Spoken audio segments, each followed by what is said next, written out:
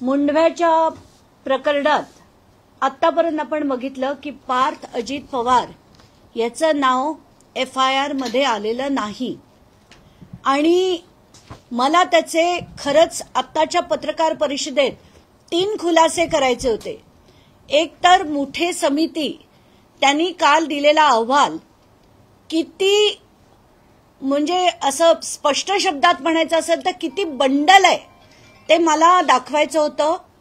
मुद्दा नंबर 2, येवले नावाचे जे अधिकारी होते त्यांनी बेल ऍप्लिकेशन मूव्ह केलं होतं आणि त्यांना इंटरिम बेल देखील ग्रांट झालंय 20 तारखेपर्यंत म्हणजे उद्यापर्यंत। तर 20 तारखेपर्यंत यांना बेल कसं ग्रांट झालं, कारण तिथे PP FIR घेऊन गेलेच नाहीत। म्हणजे 11 तारखेला येवलेनी बेल ऍप्लिकेशन मूव्ह केलं आणि 13 तारखेला त्याचं हिअरिंग होतं। योगायोग म्हणा त्या दिवशी ते कोर्ट गैरहजर होतं। असं असताना दुसऱ्या कोर्टाकडे देऊन तिथे PP नी त्यांचं कुठलंही म्हणणं न मांडता इंटरिम बेल त्यांचं मंजूर झालं 1 लाख रुपयाचं आणि त्याची ऑर्डर देखील मी आता काही वेळात सगळ्या माध्यमांना देतेय। तर हे बेल मंजूर झाल्यानंतर हे का झालं याचं कारण मी सांगते। हे का झालं तर ज्या दिवशी येवलेला स्टेटमेंटसाठी पोलीस स्टेशनमध्ये आणण्यात येईल किंवा त्याला अटक होईल तेव्हा सगळं तो बाहेर काढावं त्याला लागेल। पार्थ पवारचं नाव येईल, अमेडिया एंटरप्राइजेसचं सरळ नाव येईलच आणि हे सगळं कसं घडलं हे बाहेर येऊ नये म्हणून येवलेला ही बेल ऍप्लिकेशन मंजूर झाली आहे। आणि माझा चॅलेंज आहे की उद्या सगळ्या पोलीस अधिकाऱ्यांना माझा चॅलेंज आहे की उद्या जाऊन ते कॉन्टेस्ट करा, रद्द करून घ्या आणि येवलेला अटक करा। आता सगळ्यात महत्वाचा मुद्दा 16 तारखेला बोटॅनिकल गार्डन्स मध्ये म्हणजे एक पत्र आहे 16 तारखेचं बोटॅनिकल गार्डन्सचं। बोटॅनिकल गार्डन म्हणजे काय हे लोकांच्या माहितीसाठी सांगते की ती मिनिस्ट्री ऑफ एन्व्हायरमेंट सेंट्रल गव्हर्नमेंटच्या अंडर येते आणि त्यांनी असं पत्र कलेक्टरना लिहिलं की इथे काही माणसं आली आणि आम्हाला सांगतायत की ही जागा आमची आहे, तुम्ही याला खाली करा। हे जेव्हा सांगितलं गेलं तेव्हा ही माणसं पोलीस स्टेशनमध्ये देखील जातात। त्यांच्या वकिलांचा पोलीस स्टेशनमध्ये फोन येतो की तुम्ही आमची जागा आहे, आम्हाला आत जाऊ देत नाहीयेत, तर तुम्ही तुमची फौज पाठवा, पोलिसांची फौज पाठवा। असा फोन कॉल येतो। पोलीस पाठवले जातात, तिथे जाऊन त्यांना जी माहिती मिळते की यांच्याकडे कुठलंही डॉक्युमेंट नव्हतं, ते कुठल्याही प्रकारे प्रूव्ह करू शकत नव्हते, तरी अमेडियाची माणसं, त्यांचे बाउन्सर, त्यांचे वकील तिकडे जाऊन त्यांनी दादागिरी केली। आज सकाळपासून मी या RTI साठी मी त्यांना आधी त्यांच्याकडनं पब्लिक डिस्क्लोजर खाली पोलीसकडनं मागणी केली, मग मी ईमेल पाठवलं, सकाळपासून त्यांना RTI पाठवून सगळं पाठवून झालं होतं। आत्ता माझ्या हातात हा कागद आला आणि हा महाराष्ट्राचं राजकारण नक्कीच यांनी ढवळून निघेल, कारण आता अजित पवारांना राजीनामा द्यावा लागेल आणि त्याची अनेक कारणं मी आता पुढे आणणार आहे। तर पहिलं, ही जी स्टेशन डायरी आहे ती मी तुम्हाला वाचून दाखवते। GD तारीख 16/6/2025 दुपारी 4:28 ही जनरल डायरीमध्ये नोंद आहे।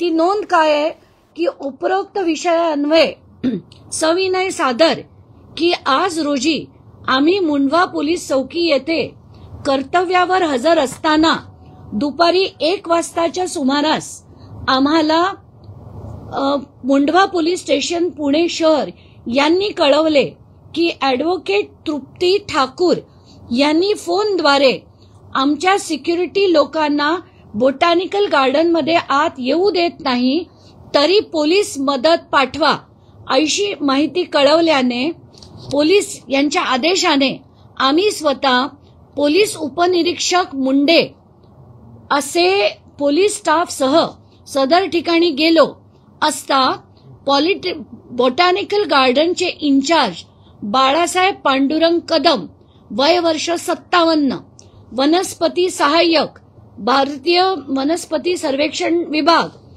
भारत सरकार, तसेच विरोधक महेश पद्मश्री पुजारी वय वर्ष 42 व field officer security services, safe security services. आता हे सेफ सिक्युरिटी सर्व्हिसेसला विचारलं पाहिजे की त्यांना हे कॉन्ट्रॅक्ट कोणी दिलं होतं, हे बाउन्सर ठेवण्याचं आणि सो कॉल्ड सिक्युरिटी ठेवण्याची. तर त्यांना यांचे 4 सिक्युरिटी गार्ड तिथे हजर होते.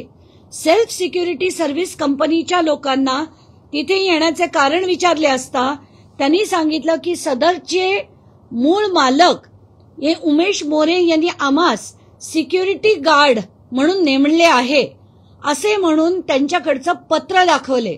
परंतु सदरची जागा ही अद्यापपर्यंत बोटॅनिकल गार्डनच्या ताब्यात असल्याने गार्डनचे इन्चार्ज बाळासाहेब कदम यांनी सांगितले, त्यामुळे सेफ सिक्युरिटी सर्व्हिसेस कंपनीच्या लोकांना आम्ही महसूल खात्याकडनं अथवा दिवाणी न्यायालयातून दाद मागून आपल्या तक्रारीचं निवारण करावे असे सांगितले.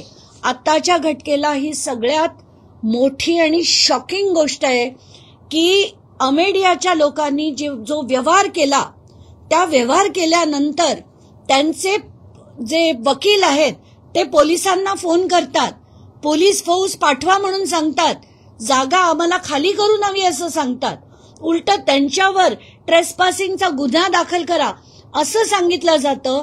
आणि मला आता सगळ्यात मोठी मागणी करायची आहे की हे सगळं होत असताना दुपारी 1 ते संध्याकाळी 4:30 पार्थ अजित पवार यांचा टावर लोकेशन काढण्याची मी मागणी करतेय.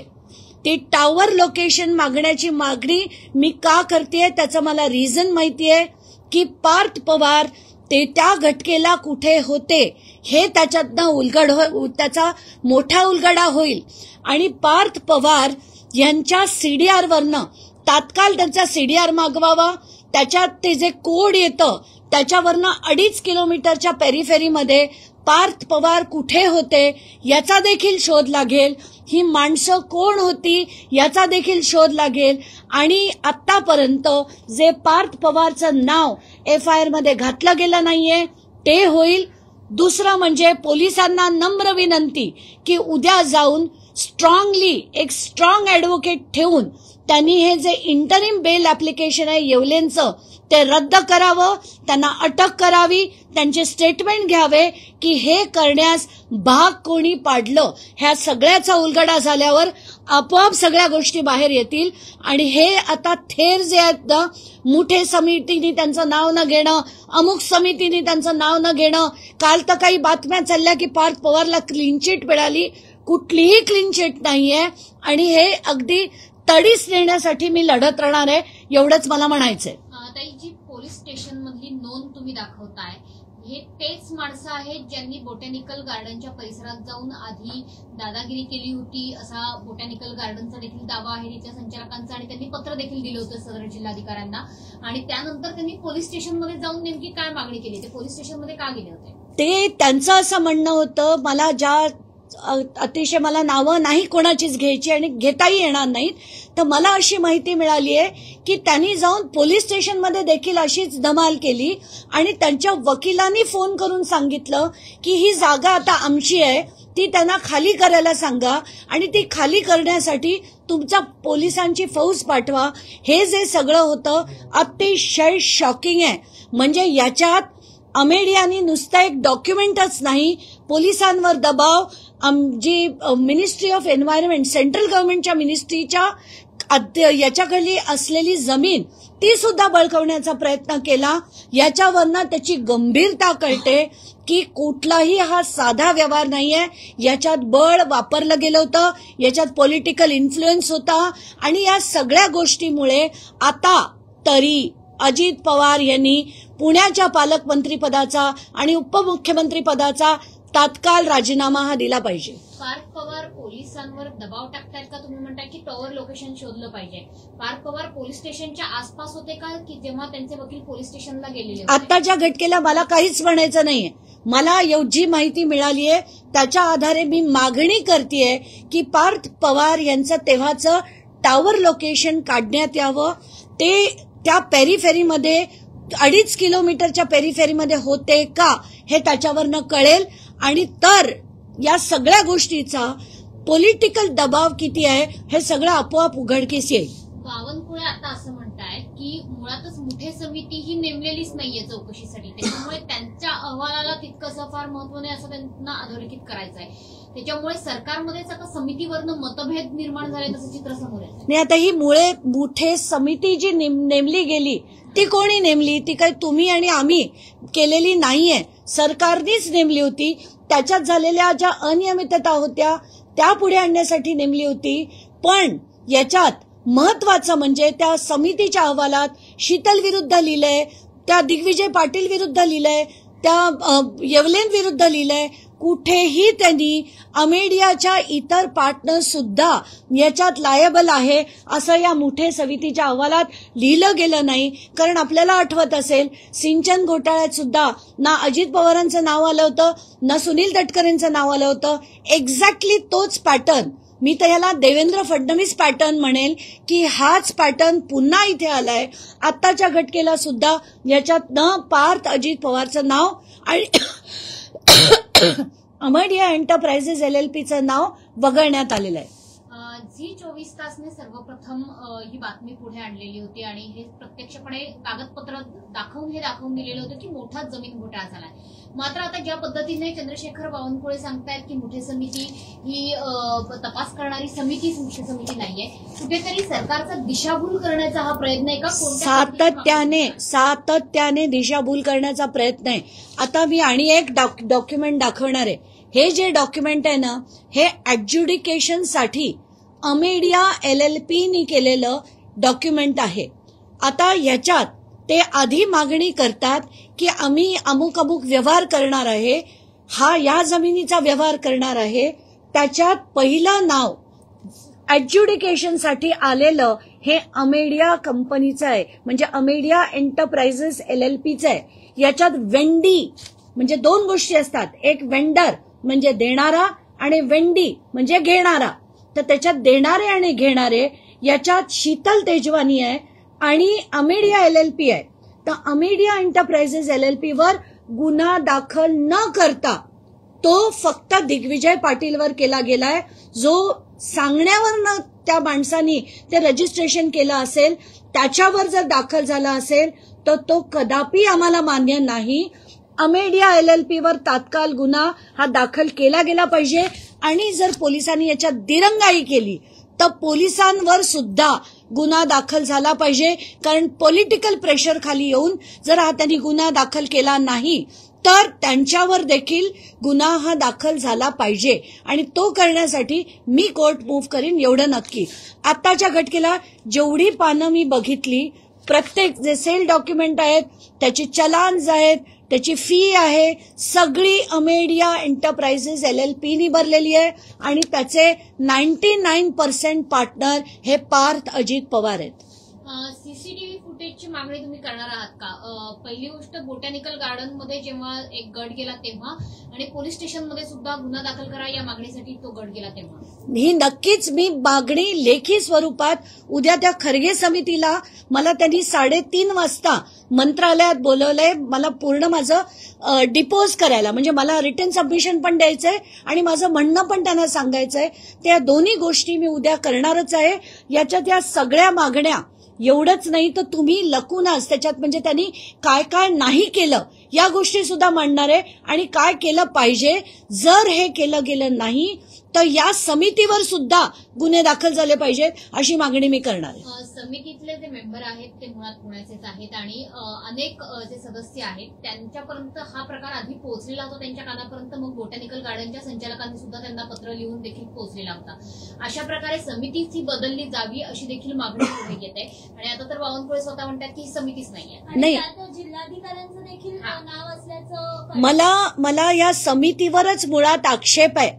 आक्षेप एवढ्यासाठी, जसं बीडमध्ये झालं होतं संतोष देशमुख प्रकरणात की सगळे बीडचे अधिकारी होते, आत्ताच्या घटकेला या समितीमध्ये 6 पैकी 5 अधिकारी पुण्याचे आहेत आणि ही केस ही पुण्याच्याच पालकमंत्र्याच्या मुलाची आहे.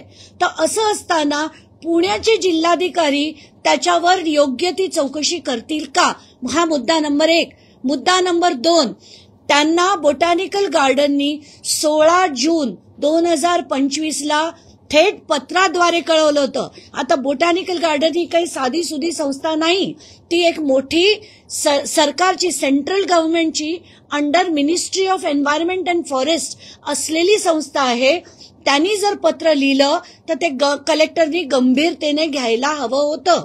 कलेक्टरनी तात्काळ फोन करून माहिती घेऊन पोलीस केस करून हे डॉक्युमेंट कॅन्सलेशनसाठी अर्ज करणं, कारण कलेक्टर इज कस्टोडियन, मी जे शब्द वापरते ते अतिशय महत्वाचे आहेत.